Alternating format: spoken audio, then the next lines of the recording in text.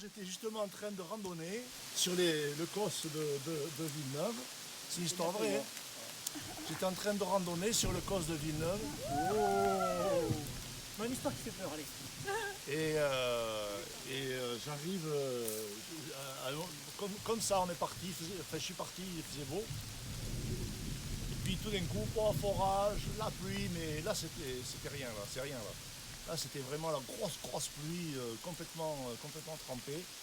Et puis j'étais à côté de la ferme du Soulier, de chez mon minou. Et donc il y avait le balai. C'est un balai, qu'est-ce que c'est un balai? C'est une espèce de grange ouverte comme ça qui est collée au bâtiment agricole. Alors je me mets dessous le balai pour mettre à l'abri. Et puis il y a le père Mominou qui passe, qui me voit, qui me dit rentre dans la maison. Alors, pas de course, je rentre dans la maison. Et puis il y avait. Donc je rentre, j'étais mouillé, je sors mon kawaii parce que j'ai toujours un kawaii, il y en a qui prennent modèle quoi. Donc voilà. Et donc je sors mon kawaii, putain, il me dit oh il pleut et tout. Alors je regarde vers la cheminée, la cheminée était allumée. Je regarde vers la cheminée, il y avait sa mère qui était là. Dans la cheminée. Ouais, dans le canton. Ah oui, d'accord. Voilà. Elle était là dans le canton en train de machiner. Alors je ne sais pas si vous ne connaissez pas la mère Mominou. En fait, elle est couleur locale, quoi. Hein. Entre elle et puis le canton, il n'y a pas grand-chose au niveau de la différence de couleur. Alors je vais lui dire bonjour. Alors elle me parle en occitan, bien sûr. Elle me demande si je comprenais. Alors je dis parligaï, legipla, parligaï. Alors elle continue. Bon voilà. Continue à me parler en occitan, puis elle me raconte l'histoire, elle me dit. Puis je lui dis tiens, je vous ai vu l'autre jour du côté du Mont Pêche là-bas. Ah, elle me dit ah bon, elle me dit tu vas de ce côté là-bas. J'ai dit ben oui. Et elle me dit tu connais la grotte du Salier. Alors le Salier en fait c'est une boîte qu'on pendait dans le cantou, dans la cheminée, pour mettre du sel. Alors c'est toujours en bois, et puis c'est dans le cantou parce que c'était à la chaleur, et le sel, le sel ne s'humidifie pas. Alors donc la grotte du Salier. Bon. Alors je dis oui, je connais la grotte du Salier. Alors je connais la grotte du Salier parce que en bas, dans la petite plaine qu'il y a là, il y a des vestiges d'un village. Fin du néolithique, voilà, début de l'âge de bronze. Et il y a des chercheurs tous les ans, pendant 2 mois, qui font donc des fouilles dans ce village-là. Et donc les jeunes qui sont là, je connais le directeur des fouilles, et des fois ils me demandent de venir pour raconter l'histoire de la région, de les amener à Villefranche, à Figeac, voilà, parce que c'est quand même près de Figeac, donc de leur faire des visites thématiques. Donc je connais bien, et ils me mettent bien sûr au courant de leur fouille, donc je connais bien ce village-là. Alors je dis oui, je connais la grotte du Salier. Alors la grotte du Salier, la grotte du Saloir, on ne sait pas trop pourquoi, c'est comment on dirait, un studio préhistorique. Voilà. C'est-à-dire que c'est tout petit, et puis dans la roche, ils ont creusé une espèce de petite terrasse comme ça qui sert de lit. Et donc voilà, j'ai dit oui, je connais la grotte du Salier. Et elle me dit ouais. Mais j'ai dit mais pourquoi la grotte du Salier? Pourquoi la grotte du Salier, ça a à voir quoi avec le sel? On est quand même sur le COS. Alors elle me dit oh oui, ça remonte loin. Elle me dit c'était il y a un jour les types là, qui étaient sur le COS, ils connaissaient pas le sel de mer encore. Ils achetaient que du sel de terre, du sel de rivière. Et puis voilà, donc voilà, c'était qu'ils mettaient leur sel là. Et puis un jour, ils ont vu arriver un bonhomme qui était, on voyait qu'il avait eu un passé assez riche à la façon dont il était habillé, ou plutôt au reste de la façon dont il était habillé, parce qu'on voyait que ses vêtements qui avaient été conçus était quand même déchiré, pauvre, usé, etc. Et puis surtout, à la jambe, sur une jambe, il avait les traces d'une grosse blessure qui certainement avait été la blessure d'une chaîne, d'une entrave ou un truc comme ça. Et il fuyait. C'était un fugitif. On ne sait pas ce qu'il fuyait, mais il fuyait. Et les gens du COS l'ont accueilli. Ils l'ont accueilli, et puis ils l'ont mis, ils lui ont demandé d'habiter, enfin c'est lui plutôt, quand il a découvert cette grotte, qui a demandé d'habiter dans cette grotte, parce qu'il voulait surtout pas habiter dans une maison. Et il voulait pouvoir surveiller, tu vois, il avait encore gardé cet aspect-là de fugitif. Hein. Donc voilà, la grotte, ça lui allait parfaitement. Et c'est lui, la vieille Mominou, elle me dit, c'est lui qui a aménagé ce lit de pierre. C'est lui qui a aménagé ça, petit à petit, qui s'est fait voilà, cette petite grotte pour habiter. Et il a commencé à rendre service aux gens de la communauté.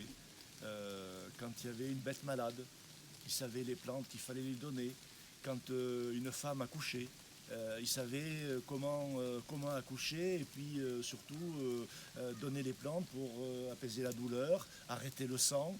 Et puis quand il y avait un gosse anémié, il savait quoi donner à cet enfant. Et il y avait des passes, il avait des médicaments, il avait des espèces de grimoires sur lui, puis il avait des espèces de pierres, on ne sait pas d'où ces pierres venaient, mais c'est avec tout cet ensemble-là qu'il pratiquait un petit peu la médecine.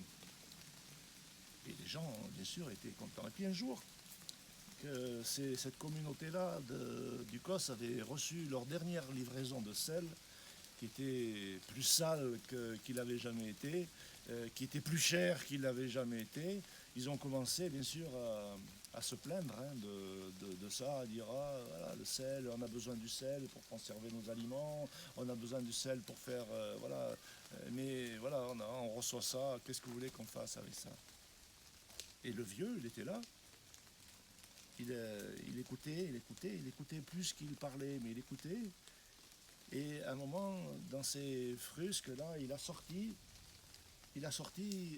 un salier, une boîte à sel. Et,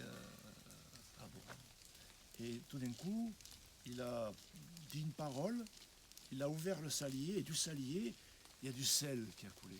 On n'avait jamais vu du sel plus blanc, on n'avait jamais vu du sel plus fin que ce sel-là. Et les gars du gosse, ils étaient étonnés de ce truc. Et il a commencé donc à leur donner du sel.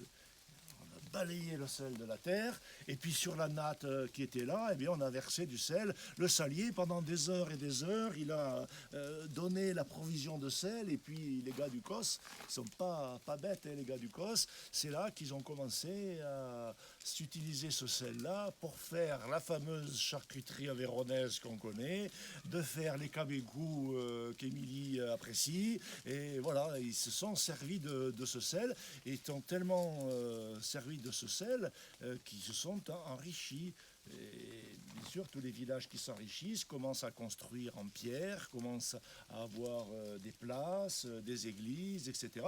Et c'est bien sûr ces fouilles-là que les gars de l'Université du Mirail venaient fouiller pendant l'été. Mais bien sûr, les hommes étant ce qu'ils sont, il y a des jalousies autour qui se sont développées, hein, les gars. Et puis une nuit, il y a des gars qui sont arrivés. On ne sait pas trop s'ils étaient du Ségala ou de l'Aubrac, ou du Ségala. On ne sait pas trop. Enfin, ils sont arrivés là et ils ont voulu voler le salier. Alors, ils ont d'abord tué tous les chiens du village qui donnaient l'alerte. Et puis, ils sont montés à la grotte du salier et puis ils ont tué le vieux. Parce que, bien sûr, il s'est réveillé, ils ont tué le vieux, ils lui ont pris son salier, et puis ils sont repartis, mais ils ne sont pas repartis aussi facilement que ça, parce qu'il restait un chien, quand même, qui a donné l'alerte, et puis tous les gars du COS se sont mis à la poursuite de ces types-là, qui venaient ou de l'Aubrac, ou de Ségala, du Ségala, ou de l'Aubrac, on ne sait pas trop. Et puis ils sont partis, et puis on les a un par un attrapés, et puis on leur a fait leur sort, quoi. On les a tués, sauf un, le plus malin, le plus petit, le plus vif. C'est lui qui avait le salier, qui a couru. Et il est arrivé au Lot. Et là, au Lot, ils ne pouvaient pas aller plus loin parce que voilà, l'eau, ça effraie un petit peu les gars du Ségala ou les gars de l'Aubrac, les gars de l'Aubrac ou les gars du Ségala. Et il a pris une barque. Il a pris une barque et puis il s'est blotti au fond de la barque et puis il a détaché la barque et puis il a laissé la barque filer tout le long du Lot. Et des heures et des heures qui sont venues des jours. Il a planqué comme ça, il avait peur, il avait entendu les autres, il gueulait quand même qu'on était en train de tuer sur le Causse. Il était mort de peur dans cette barque, et puis il a laissé. Et puis du Lot, il est arrivé à la Garonne, et puis de la Garonne, il est arrivé à la Gironde. C'est une vaste étendue d'eau. Il ne savait pas trop où il était, ce gars-là.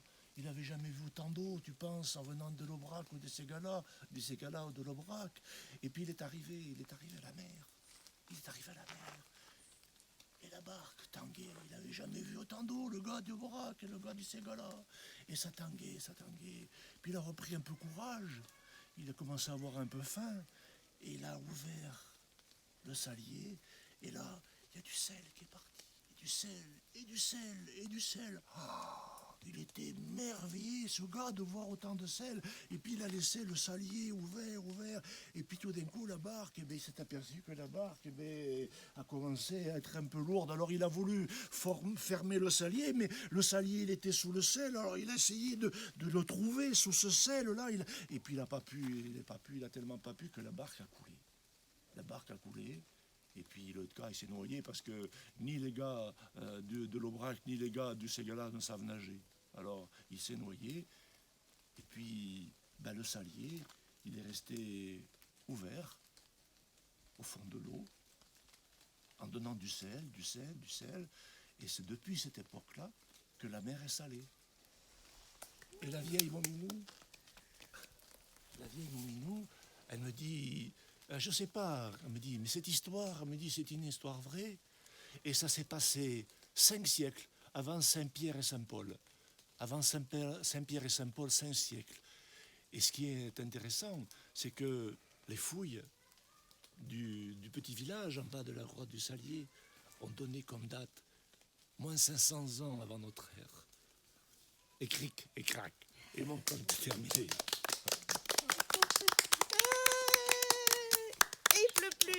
Ouais.